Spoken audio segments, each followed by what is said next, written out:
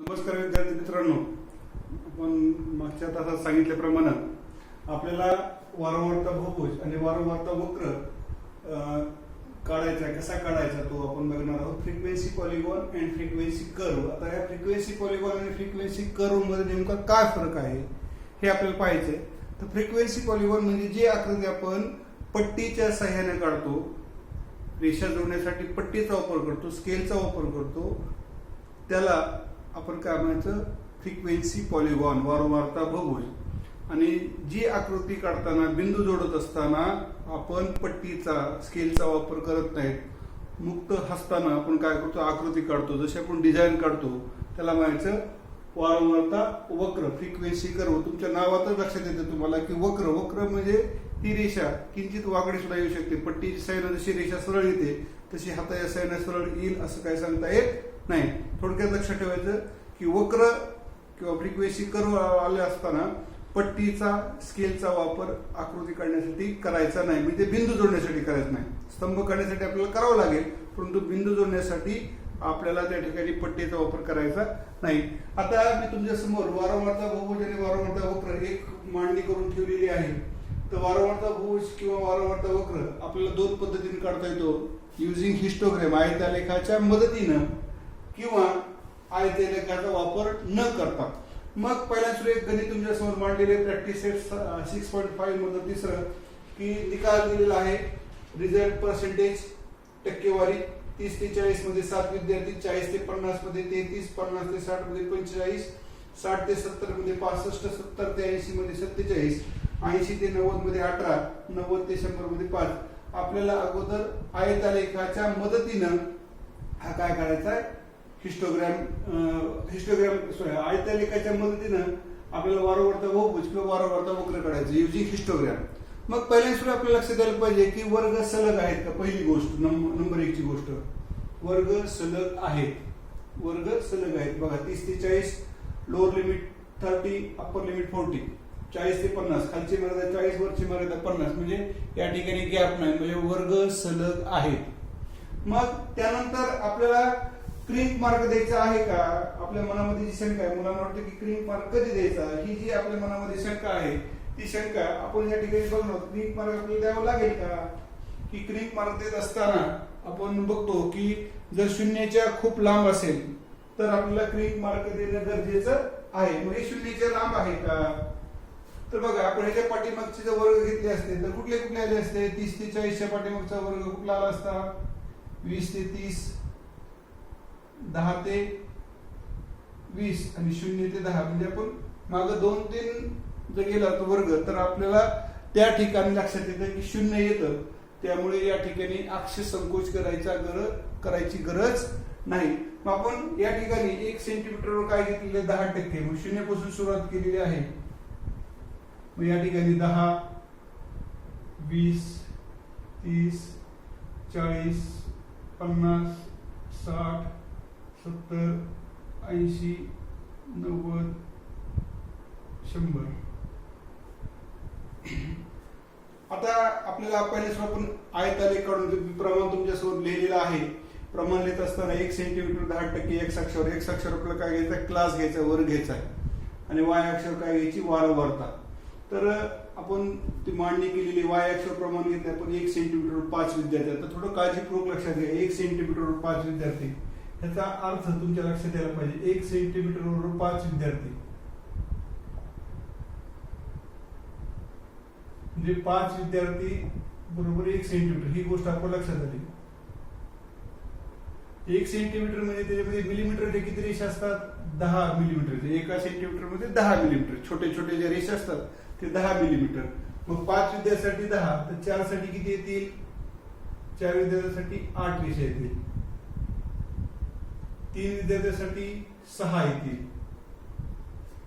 2 साठी 4 रेषा येतील आणि 1 विद्यार्थ्यासाठी 2 रेषा येतील. ही कन्फ्युजन आपल्याला लक्षात घ्या. बघा, प्रमाण घेतलेलं आपण 1 सेंटीमीटर 5 विद्यार्थी, म्हणजे 5 विद्यार्थ्यांसाठी आपण 1 सेंटीमीटर आपण त्या ठिकाणी स्केल वापरलं. मग 1 सेंटीमीटर मध्ये किती मिलीमीटर असतात, 10 मिलीमीटर. मग 5 विद्यार्थ्यांसाठी 10, 5 ची दुप्पट 10, तर 4 साठी किती, 4 दोन्ही 8, 3 साठी किती, 3 दोन्ही 6, 2 साठी बेदोनी 4 आणि 1 ची दुप्पट 2. आता आपल्याला पहिल्या सूत्र बघा 30 ते 40 वर घ्यायचं. 0 ते 10 घ्यायचं नाही, 10 ते 20 घ्यायचं नाही, 20 ते 30 घ्यायचं नाही, 30 ते 40. 30 ते 40 आता 70 घ्यायचं आपल्याला बघा. 70 घेत असताना 70 ची 30 ते 40 सॉरी 70 नाही 7. 30 ते 40 या वर्गाची वारंवारता किती आहे? 7. 30 ते 40 या वर्गाची वारंवारता किती आहे? 7. मग 7 नेमकं घ्यायचं कुठं आपल्याला लक्षात घ्यायला पाहिजे. 5 आणि 10च्या मध्ये. 5 आणि 10च्या मध्ये. मग 5 आणि 10च्या मध्ये 5च्या पुढे किती घ्यायला पाहिजे? 5च्या पुढे मग आता 2 रेषा घ्यायला पाहिजेत का 4 रेषा घ्यायला पाहिजेत? आपण काय सांगितलं की 7 विद्यार्थी चुका काय करतात? 5च्या पुढे फक्त 2 रेषा घेतात. लक्षात घ्या 2 रेषा घेतल्या की त्याची किंमत किती आहे? इथे 1. म्हणजे तुम्ही 7 काढलाय का तो 6 काढलाय. आपल्याला 7 काढायचा. लक्षात ठेवायचं 7 म्हणजे काय? 7 म्हणजे 5 अधिक 2. 5 तर आपल्याकडे ऑलरेडी आहे. मग 2 साठी किती रेषा घ्यायच्या? छोट्या 4 रेषा. मिलीमीटरच्या किती रेषा घ्यायच्या? आता 4. म्हणजे आपल्याला लक्षात आलं पाहिजे 30 ते 40 साठी 5च्या नंतर मिलीमीटरच्या छोट्या ज्या रेषा आहेत त्या किती घ्यायला पाहिजे? 4 रेषा. त्यानंतर चला पुढे किती आहे? 33. 40 ते 50 हा जो वर्ग आहे 33. 33 कुठे येणार आहे? 30 ते 35च्या मध्ये. 30 ते 35च्या मध्ये. 33 ला कसं लिहू शकतो आपण? 30 अधिक 3. 30 साठी किती रेषा घ्यायला पाहिजे? 6 रेषा. 30 नंतर 6 रेषा. त्या 6 कुठल्या रेषा? छोट्या रेषा. मग बघा 30 नंतरच्या छोट्या 6 रेषा मध्ये आपल्या लक्षात येते की 5वी रेषा थोडी अंधुक असते, अर्ध्या सेंटीमीटरची. त्याच्यावरची एक रेषा किंवा सरळ तुम्ही 6वी रेषा मोजली तर लक्षात येईल. ते झालं 33. त्यानंतर 45 ला काय अडचण नाही, 5च्या पट्टीतच आहे. पुढचा किती? 45. पुढे 65 ला अडचण नाही, 5च्या पट्टीत आहे त्या ठिकाणी. चला 47 कशामध्ये असेल? 45 आणि 50 मध्ये. मग 47 ला कसं लिहू शकतो आपण? 45 अधिक 2 म्हणजे 45 नंतर किती रेषा? 4 रेषा. 4 रेषा मिलीमीटरच्या. मग बघा 45 नंतरच्या 4 रेषा. या ठिकाणी तुम्हाला मी फक्त थोडक्यामध्ये समजून सांगतोय, माझी आकृती ऍक्युरेट नाही, फक्त तुम्हाला मी गाईडलाईन्स दाखवायला. त्यानंतर 80 ते 90 मध्ये किती येतं? 18 म्हणजे 15च्या पुढे येणार आहे. 18 म्हणजे 15 अधिक 3 म्हणजे 15 नंतर 3 साठी किती रेषा आहेत? तर 6 रेषा.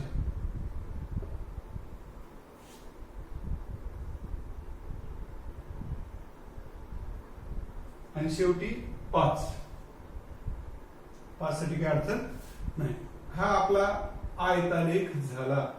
आता आयतालेख झाल्यानंतर वारंवारता बहुभुज कसा काढायचा ही गोष्ट आपल्याला लक्षात यायला पाहिजे. आयतालेख कसं आहे, काय करायचं?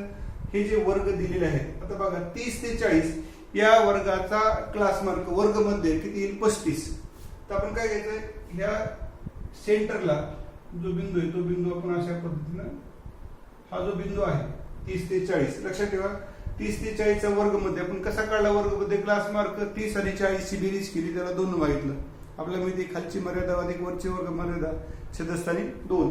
30 आणि 40 ची बेरीज केली 70. 70च्या निम्म 35. 70च्या निम्म 35. हे 35 आपण त्या ठिकाणी मांडलेलं आहे. त्यानंतर मग ही जी मर्यादा आहे, आपण आता बघा ह्याचा हा जो बिंदू आहे, ह्या बिंदूचे निर्देशक काय होऊ शकतात? आता तुमच्या लक्षात यायला पाहिजे, हा जो बिंदू आहे त्याचे निर्देशक यायला पाहिजे 35,7. म्हणजे ह्या बिंदूचे निर्देशक लक्षात ठेवायचं की वर्ग मध्य क्लास मार्क एक्स कोऑर्डिनेट काय आहे? क्लास मार्क आहे वर्ग मध्ये, आणि वाय कोऑर्डिनेट वाय निर्देशक काय आहे? वारंवारता. म्हणजे ह्याचे निर्देशक येणार 35,7. आता बघा पुढचा जो वर्ग आहे 40 ते 50, त्याचा वर्ग मध्ये काय येणार आहे? 40 ते 50 या आयतावर किती येणार आहे? 45. कारण 40 आणि 50 ची बेरीज करा 90. 90च्या निम्म 45 म्हणजे हे पुढचं किती येणार आहे? इथला जसं आपण दाखवलं की 35,7. तसं इथं काय येणार आहे? 45,33. 45,33. पुढचं काय आहे? 50 ते 60 मध्ये 45. मग इथं बघा ह्याचा जो आपण वर्ग मध्ये घेतला क्लास मार्क 50 ते 60, आता कशा झाले 35 45 म्हणजे इथे काय आलं पाहिजे? 55. 55,45. ह्याचा वर्गमध्ये घेतला, 55 नंतर काय येणार आहे 65.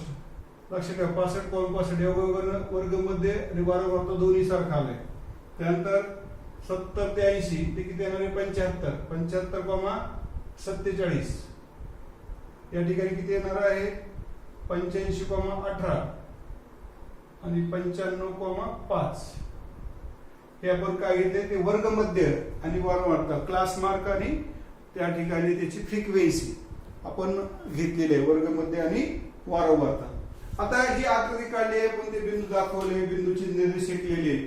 आता हे बिंदू जोडत असताना मी जर स्केलचा वापर केला, पट्टीचा वापर केला तर तो झाला वारंवारता बहुभुज, आणि पट्टीचा वापर न केला तर ती झाली तो झाला वारंवारता वक्र, फ्रिक्वेन्सी कर्व. आता बघा मी या ठिकाणी समजा असं तर मी वारंवारता वक्र काढतोय. तो वारंवारता वक्र करत असताना लक्षात ठेवायचं, एकदा पेन्सिल घ्यायची, ती पेन्सिल पुन्हा बाजूला सरकवायचीच नाही. आकृती किंचित रेषा वाकड्या येतात आणि तुम्ही जर बिंदू जोडत बसाल पट्टीनं तर ते पट्टी रेषा सरळ येतात, तो झाला वारंवारता बहुभुज.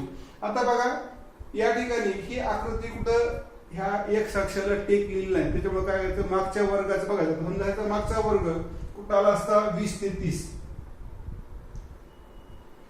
जे वर्ग दिले त्याच्या मागचा वर्ग कुठला आला असता 20 ते 30. त्याची वारंवारता किती तुम्हाला विचारलं तर त्याची वारंवारता किती आहे 0. किती वारंवारता 0. आणि 90 ते 100च्या पुढचा आता 100 ते 110 ह्याची वारंवारता किती आली 0. पुढचं कारण दिलेल्या वर्गाच्या मागच्या वर्गाची वारंवारता 0, जो शेवटचा वर्ग त्याच्या पुढच्या वर्गाची वारंवारता सुद्धा किती येणार आहे 0. आता तुमच्या मनामध्ये समोर 110% कसे असतील आपल्याला त्या विचारायचे, टक्केशी देणे घेणं नाही, आपल्याला फक्त आकृती काढायची. आपण समजा पुढचा वर्ग 110 घेतला तर हा जो मध्यबिंदू ह्याची वारंवारता कशी येणार आहे 105,0, कारण वारंवारता 0, वर्ग मध्ये 105 आला. आणि हा जो मागचा वर्ग आहे ह्याची वारंवारता किती येणार आहे 25, सॉरी वर्ग मध्ये येणार आहे 25 आणि वारंवारता फ्रिक्वेन्सी किती येणार आहे 0. ही आकृती आपण जर इथं जोडली तर ही आकृती झाली वारंवारता वक्र. मी कारण काय केलेलं आहे पट्टीचा वापर न केलेला आहे, सरळ मुक्त हस्त काढलेले आहे. मग ही वारंवारता वक्र काढले. तुम्ही जर हे दोन बिंदू जोडताना पट्टीचा वापर केला, हे दोन बिंदू जोडताना पट्टीचा वापर केला तर तो झाला वारंवारता बहुभुज. मग हा वारंवारता बहुभुज कशाच्या सहाय्याने काढला, आयतालेखाच्या सहाय्याने आपण काय केलेला आहे काढलेलं आहे, युजिंग हिस्टोग्राम. आता एक दुसरी आयडिया लक्षात ठेवायची की आयतालेखाच्या सहाय्याने न काढायचं असेल समजा तर काय करता येईल. समजा मला परीक्षेमध्ये आले सगळ्यात सोपं आयतालेखाच्या सहाय्याने काढणे. जर परीक्षेमध्ये आलं मला की आयतालेखाचा वापर नाही करायचा, दुसरं आपण हेच गणित समजावलं आयतालेख काढायचा नाही.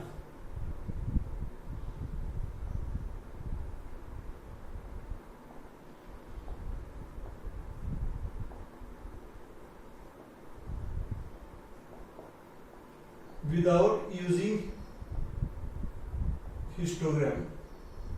तर अगोदर तुम्हाला सांगितलं आता ही आकृती काढली मी, ह्याच्यातले जे हे स्तंभ मोडून काढले.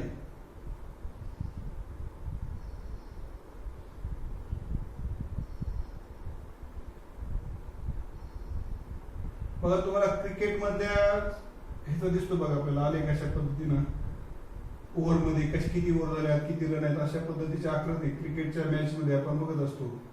रन रेट त्या ठिकाणी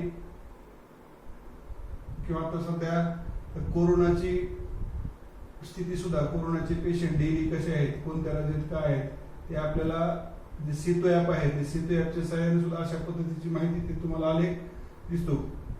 तर ही आता मी बघा सगळे आयतालेख काय केले मोडून टाकले. आता ही जी आकृती तयार झाली ही आकृती काय झाली आयतालेखाचा वापर न करता. तर मग सोपं काय करायचं, आपल्याला माहिती की आयतालेख आपल्याला हिस्टोग्राम काढणं सोपं आहे. आयतालेखाचा वापर न करता करता अगोदर सगळी आकृती काढून घ्यायची आणि ही जर आपण ते स्तंभ म्हणून काढले तर ही आकृती त्या ठिकाणी आपल्याला झाली. समजा मला वाटलं मला तसं नाही शक्य झालं तर काय करायचं, मग आपल्याला तक्ता तयार बसावा लागेल. तो तक्ता कसा तयार करावा लागेल,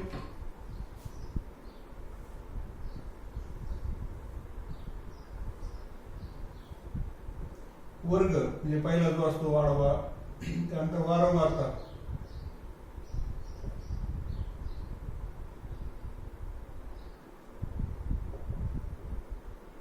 आपण काय करू, वारंवारतापेक्षा वर्ग मध्ये घेऊ, क्लास मार्क,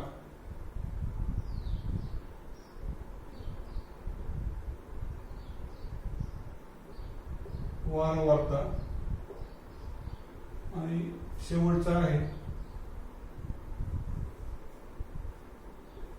वर्ग मध्य कॉमा वारंवारता.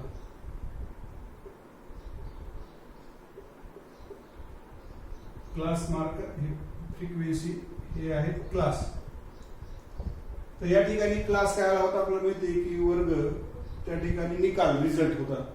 वारंवारता काय होती, विद्यार्थी संख्या. मग आपण काय केलं, पहिला आणि तिसरा स्तंभ आपल्या गणिताप्रमाणे घेतलं. आता दुसरा पण तयार केला. लक्ष ठेवायचं, आता वारंवारता बहुभुज किंवा वारंवारता वक्र करताना दिलेले वर्ग त्याच्यापेक्षा एक वर्ग अगोदरचा घ्यायचा, एक वर्ग नंतरचा घ्यायचा. मग एक वर्ग आपण या ठिकाणी 20 ते 30 घेतलेला आहे, 20 ते 30, 30 ते 40, 40 ते 50, डॅश डॅश डॅश. आता मी तुम्हाला फक्त मला समजून सांगायचं, शेवटचा कुठला आहे 90 ते 100, 100च्या पुढचा 100 ते 110. त्याची आता बघा, हा जो आपण एक वर्ग अगोदर घेतला त्याची वारंवारता किती असेल 0, शेवटीचा वर्ग घेतला त्याची वारंवारता किती असेल 0. मग वर्ग मध्ये ह्याची बेरीज करायची, 20 अधिक 30 50, त्याच्या निम 25, 30 अधिक 40 70, 70च्या निम 35. अशा पद्धतीने शेवटला 95 डॅश डॅश डॅश. मी तुम्हाला फक्त जागा पुरत नाही म्हणून 105. मग हे लेखन कसं करायचे, वर्ग मध्ये कॉमा वारंवारता 25,0, 35 कॉमा, आता ह्याची वारंवारता किती होती दुसऱ्याची 7, पुन्हा 33, 25,33, शेवटला किती होतं 5, 95,5 आणि 105,0. हे तुमचे काय झालं, तक्ता तुम्हाला काय करावं लागेल, तयार करावं लागेल. तुम्हाला जर वाटलं की आयतालेख न करता मला आयतालेख काढा बाबा, आयतालेख वारंवारता बहुभुज किंवा वारंवारता वक्र काढा, पुन्हा ते आयतालेख खोडून काढा आणि पुन्हा लिहा, असं जर वाटत असेल तर तुम्हाला अशा पद्धतीने तक्ता तयार करावा लागेल. तो तक्ता तयार करताना मग सगळ्या प्रमाणे सगळं लिहायचं, फक्त आकृती काय करायचे, वर्ग मध्ये कॉमा वारंवारता 25,0. आता बघा 20 ते 30च्या मध्ये 25 असेल, 25,0. हे जर बिंदू जोडले तर आपण तो जो वारंवारता बहुभुज किंवा वारंवारता वक्र आयतालेखाचा वापर न करता काढला, असं त्या ठिकाणी काय होईल आपल्याला समजलं जाईल. तर तुम्हाला एक गणित करून दाखवले मी, म्हणजे आयतालेखाच्या साहाय्याने दाखवलं, आयतालेखाचा वापर न केल्यास कसा येईल ते सुद्धा तुम्हाला दाखवलेलं आहे. तर हे दुसरं गणित, तिसरं गणित झालेलं आहे. तुम्ही दुसरं गणित आणि पहिल्या गणित ह्याच्यावर उत्तर कसे द्यायचे, पहिला प्रश्न आपण पुढच्या तासामध्ये बघणार आहोत. मला वाटतंय हे तुम्हाला समजलं असेल. ह्याच्यामध्ये प्रॅक्टिस अतिशय महत्वाची आहे आलेखाच्या सहाय्याने. आता या ठिकाणी आपल्याला मर्यादा आहेत, आपण म्हणजे तुमच्या आलेख बरोबर येतात का चुकतात हे आपण या ठिकाणी बसून सांगू शकत नाही, किंवा तुम्हाला ते कितपत समजलं हे सांगता येईल. परंतु आपण प्रयत्न करू, तुम्ही मला तुमचे आलेख पाठवा, आलेख चुकले आहेत का बरोबर आहेत ते मी तुम्हाला सांगेल. जितक्या पद्धतीने आपल्याला दुरुस्ती करता येईल तेवढ्या पद्धतीत आपण ती दुरुस्ती करू आणि शाळा उघडण्याची वाट बघू. ज्या काही तुम्हाला ज्या समस्या अवघड गेलेल्या आहेत, समजलेल्या नाहीत, त्या समस्या शाळा सुरू झाल्यानंतर आपण काय करू ते चेक करू. ओके.